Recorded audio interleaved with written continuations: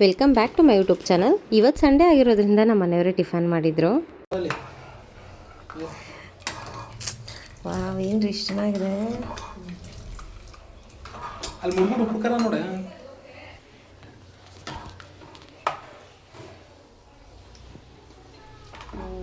ಕರೆಕ್ಟಾಗೈತೆ.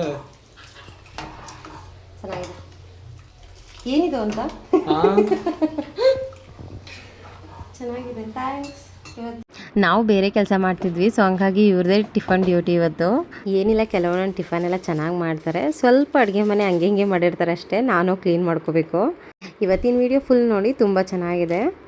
ಎಷ್ಟು ಉದ್ರುದ್ರಾಗಿ ಮಾಡಿದ್ದಾರೆ ನೋಡಿ. ನಿಜವಾಗ್ಲೂ ಹೇಳ್ತೀನಿ, ನನಗೂ ಈ ಥರ ಮಾಡೋದಕ್ಕೆ ಬರೋದಿಲ್ಲ.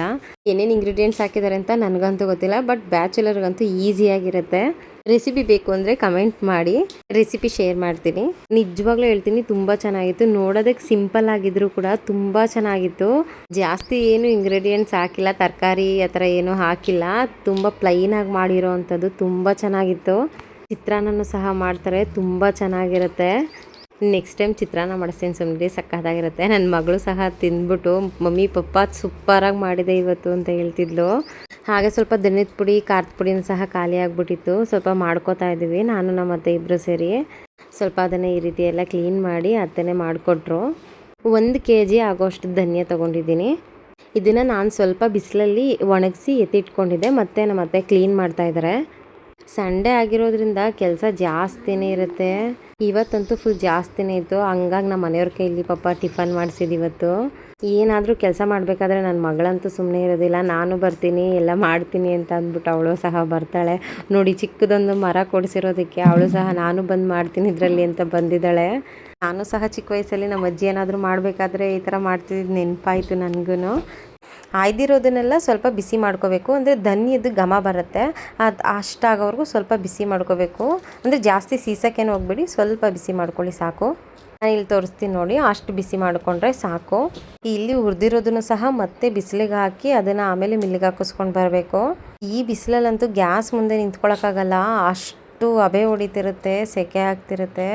ಆದರೆ ಏನೂ ಮಾಡೋಕ್ಕಾಗಲ್ಲ, ಈ ಕೆಲಸ ಅಂತೂ ಬಿಸಿಲಲ್ಲೇ ಮಾಡಬೇಕು, ಬಿಸಿಲಿರೋ ಟೈಮಲ್ಲೇ. ಬೇರೆ ಟೈಮಲ್ಲಾದರೆ ಸ್ವಲ್ಪ ಕಷ್ಟ, ಬಿಸಿಲಿಲ್ದಿರೋ ಟೈಮಲ್ಲಾದರೆ. ನಮ್ಮ ಕಡೆ ಎಲ್ಲನೂ ಧನಿಯದ ಪುಡಿ ಮತ್ತು ಖಾರದ ಪುಡಿ ಸಪ್ರೇಟಾಗಿ ಮಾಡಿಸ್ಕೊತೀವಿ.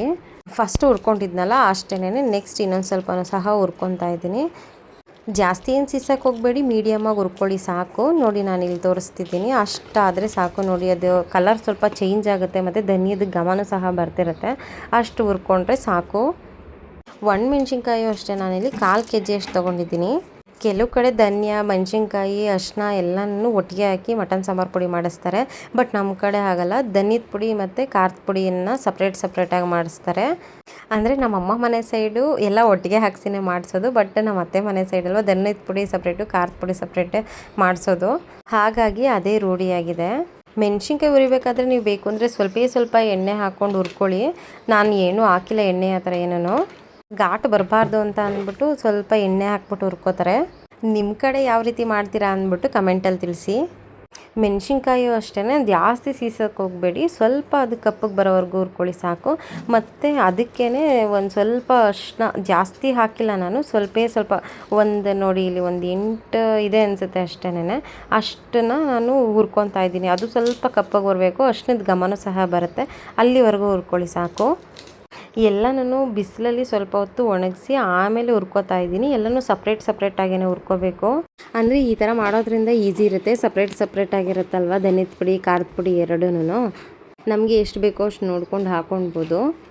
ಅರಿಶಿನ ಬಿಸಿ ಆಗಿದೆ. ಇವಾಗ ನಾನು ಇದನ್ನು ಒಂದು ಪ್ಲೇಟಿಗೆ ಹಾಕಿ ಸ್ವಲ್ಪ ಕುಟ್ಕೊತೀನಿ. ಅಂದರೆ ಸಣ್ಣದಾಗಿ ನಾನು ಇಲ್ಲಿ ತೋರಿಸ್ತಿದ್ದೀನಲ್ಲ, ಇಷ್ಟು ಕುಟ್ಕೊಂಡ್ರೆ ಸಾಕು. ಅಂದರೆ ಮಿಲ್ಲಿಗೆ ಹೋಗಿ ಹಾಕ್ಸಿದಾಗ ಅವರು ಈ ಥರ ಒಂದೊಂದೇ ಹಾಕೋದಿಲ್ಲ, ಹಾಗಾಗಿ ಸ್ವಲ್ಪನೇ ಕುಟ್ಕೋಬೇಕು. ಅರಿಶಿನ ನಾನಿಲ್ಲಿ ಧನಿಯಕ್ಕೆ ಮಿಕ್ಸ್ ಮಾಡ್ಕೊತಾ ಇದ್ದೀನಿ. ಎಲ್ಲನೂ ಹುರಿದು ತೊಗೊಂಡೋಗಿ ಬಿಸಿಲಲ್ಲಿ ಸ್ವಲ್ಪ ಹೊತ್ತು ಹಾಕಬೇಕು. ಅಪ್ಪ ಇವತ್ತಂತೂ ಸಾಕಾಗೋಯ್ತು. ಈ ಧನಿಯದ ಕೆಲಸ, ರಾಗಿ ಕೆಲಸ ಎಲ್ಲ ಒಟ್ಟಿಗೆ ಬಿದ್ದರೆ ಎಷ್ಟು ಸಾಕಾಗುತ್ತೆ ಅಂತಂದರೆ. ನನ್ನ ವಾಯ್ಸ್ ಸ್ವಲ್ಪ ಡಿಸ್ಟರ್ಬ್ ಆಗ್ತಿದೆ ಅನಿಸುತ್ತೆ. ನನ್ನ ಮಗಳು ಇಲ್ಲೇ ಕೂತ್ಕೊಂಡು ಏನೇನೋ ಕಿತಾಪತಿ ಮಾಡ್ತಿದ್ದಾಳೆ. ರಾಗಿನ ಮಾತ್ರ ತೊಳೆದೇ ಯೂಸ್ ಮಾಡೋಕ್ಕಾಗಲ್ಲ, ನಿಜವಾಗ್ಲೂ ಹೇಳ್ತೀನಿ. ಅದೆಷ್ಟು ಗಲೀಜಿರುತ್ತೆ. ತೆನೆ ರಾಗಿ ಆದರೆ ಅಷ್ಟು ಗಲೀಜಿರೋದಿಲ್ಲ.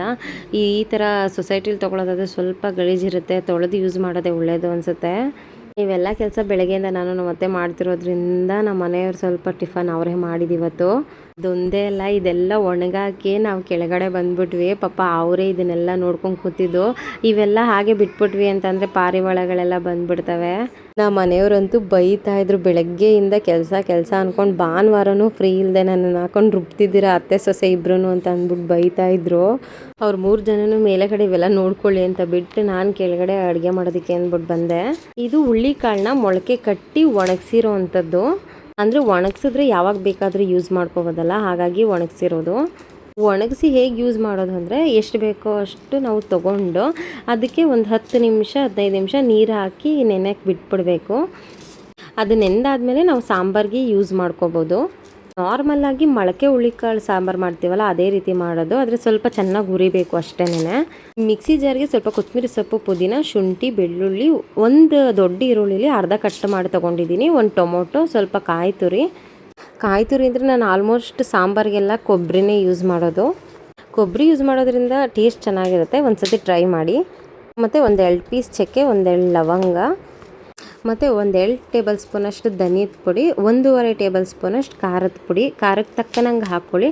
ಮತ್ತು ಸ್ವಲ್ಪ ನೀರು ಹಾಕ್ಬಿಟ್ಟು ನುಣ್ಣಗೆ ರುಬ್ಕೋಬೇಕು.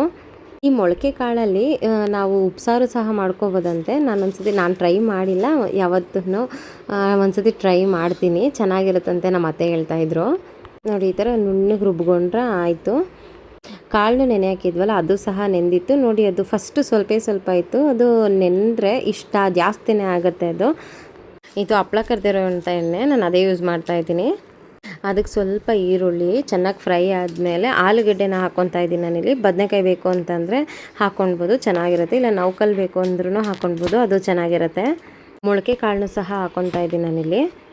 ಸ್ವಲ್ಪ ಮಸಾಲೆನೂ ಸಹ ಹಾಕಿ ರುಚಿಗೆ ತಕ್ಕಷ್ಟು ಉಪ್ಪು ಹಾಕ್ಕೊಂಡು ಚೆನ್ನಾಗಿ ಹುರ್ಕೋಬೇಕು. ನಾನಿಲ್ಲಿ ಉಪ್ಪು ಹಾಕಿರೋ ವಿಡಿಯೋ ಕ್ಲಿಪ್ ಮಿಕ್ಸ್ ಆಗಿದೆ. ನಾವು ಒಣಗಿಸಿರ್ತೀವಲ್ಲ, ಹಾಗಾಗಿ ಸ್ವಲ್ಪ ಚೆನ್ನಾಗಿ ಹುರ್ಕೋಬೇಕು. ಕುಕ್ಕರ್ ಮುಚ್ಚಳನ ಉಲ್ಟಾ ಮಾಡಿ ಸ್ವಲ್ಪ ಅದು ಹಸಿ ವಾಸನೆ ಹೋಗೋವರೆಗೂ ಬೇಯೋದಕ್ಕೆ ಅಂತ ಅಂದ್ಬಿಟ್ಟು ಬಿಟ್ಟಿದ್ದೀನಿ ನಾನಿಲ್ಲಿ. ಒಂದು 2 ನಿಮಿಷ ಬೇಯಿಸ್ಕೊಂಡ್ರೆ ಸಾಕು, ಎಲ್ಲ ಸ್ವಲ್ಪ ಹಸಿ ವಾಸನೆ ಎಲ್ಲ ಹೋಗಿರುತ್ತೆ.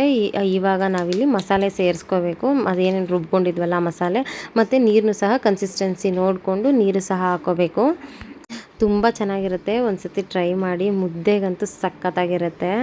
ಈ ರೀತಿ ಒಣಗಿಸಿ ಎತ್ತಿಟ್ಕೊಳೋದ್ರಿಂದ ನಮ್ಗೆ ಯಾವಾಗ ಬೇಕೋ ಆವಾಗ ಯೂಸ್ ಮಾಡ್ಕೋಬೋದು. ಮೊಳಕೆ ಸಾರು ಸಡನ್ನಾಗಿ ಮಾಡಬೇಕು ಅಂತ ಅಂದ್ರೆಲ್ಲ ಹೆಲ್ಪ್ ಆಗುತ್ತೆ. ಇನ್ನು ಒಂದು 10 ಮಿನಿಟ್ಸ್ ಇಲ್ಲ ಒಂದು ಅರ್ಧ ಗಂಟೆ ನೆನೆ ಹಾಕ್ಕೊಂಡ್ರೆ ಸಾಕು. ನೆಕ್ಸ್ಟ್ ಇವಾಗ ಕುಕ್ಕರ್ ಮುಚ್ಚಿ ಒಂದು 3 ಕೂಗಿಲ್ಲ 4 ಕೂಗಿಸಿ ಸಾಕು, ಆಗಿರುತ್ತೆ. ಇದನ್ನು ಮುದ್ದೆಗೆ ಮತ್ತು ರೈಸ್ಗೆ ಮಾಡ್ಕೊಂಡಿದ್ದೆ. ಮೆಣಸಿನ್ಕಾಯಿನ ಈ ರೀತಿ ತೊಟ್ಟೆಲ್ಲ ತೆಗೆದು ಅದನ್ನು ಸ್ವಲ್ಪ ಮುದ್ದೆ ಕೋಲಿರುತ್ತಲ್ಲ ಅದರಲ್ಲಿ ಸ್ವಲ್ಪ ಪುಡಿ ಮಾಡಿಕೊಂಡು ತೊಗೊಂಡೋಗಿ ಮಿಲ್ಲಿಗೆ ಹಾಕ್ಸ್ಬೇಕಾದ್ರೆ ಅವ್ರು ಅದೇ ರೀತಿನೇ ಹೇಳೋದು, ಈ ಥರ ಮಾಡ್ಕೊಬನ್ನಿ ಅಂತ ಅವರೇ ಹೇಳ್ತಾರೆ. ಹಾಗಾಗಿ ನಾವು ಫಸ್ಟೇ ಮಾಡ್ಕೊಂಡು ಹೋಗ್ಬಿಟ್ರೆ ಬೆಟರು. ನಾನು ಈ ರೀತಿ ಯಾಕೆ ಸಣ್ಣದಾಗಿ ಕೊಬ್ಬರಿನೆಲ್ಲ ಕಟ್ ಮಾಡಿದ್ದೀನಿ ಅಂತ ಅಂದ್ಬಿಟ್ಟು ನೆಕ್ಸ್ಟ್ ವೀಡಿಯೋದಲ್ಲಿ ಹೇಳ್ತೀನಿ. ಅಲ್ಲಿವರೆಗೂ ನನ್ನ ವೀಡಿಯೋಗೆ ವೆಯ್ಟ್ ಮಾಡ್ತಾಯಿರಿ. ಇವತ್ತಿನ ವೀಡಿಯೋ ನಿಮಗೆ ಹೆಲ್ಪ್ಫುಲ್ ಆಗಿದ್ರೆ ಸಬ್ಸ್ಕ್ರೈಬ್ ಹಾಗೆ ಲೈಕ್ ಮಾಡೋದನ್ನು ಮರಿಬೇಡಿ. ನೆಕ್ಸ್ಟ್ ವೀಡಿಯೋದಲ್ಲಿ ಸಿಗ್ತೀನಿ. ಅಲ್ಲಿವರೆಗೂ ಟೇಕ್ ಕೇರ್, ಬಾಯ್.